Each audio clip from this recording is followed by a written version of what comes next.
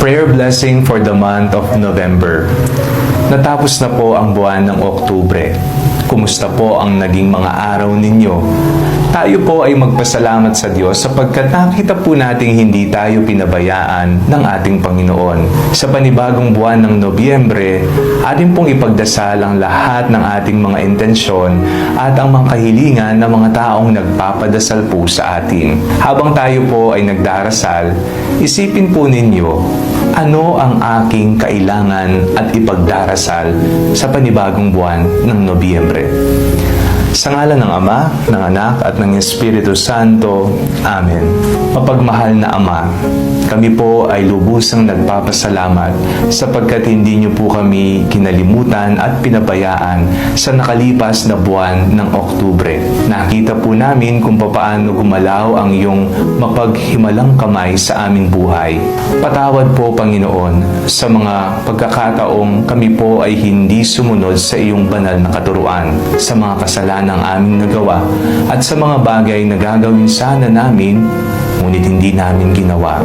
Ngayong panibagong buwan ng Nobyembre, hinihiling po namin bigyan niyo po kami ng ibayong lakas upang makayanan namin ang lahat ng mga pagsubok na aming kakaharapin sa buhay. Alam po namin hindi niyo po kami pababayaan at ipagkakaloob ang hinihingi ng aming mga puso.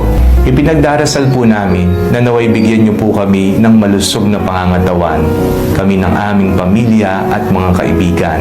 Ipinagdarasal po namin na pagkalooban niyo po ng kapayapaan sa puso at kaisipan ang mga taong dumaranas ng depresyon at pagkabalisa. Ipinagdarasal din po namin na naway pumasa ang lahat ng mga nangangailangan ng panalangin na nag-take ng board exam. Pinagdarasal din po namin ang aming pamahalaan. Nawa ang katotohanan, ang kabutihan, at ang pagmamahal sa mga nangangailangan, higit lalo sa mga mahihirap, ang kanilang maging prioridad.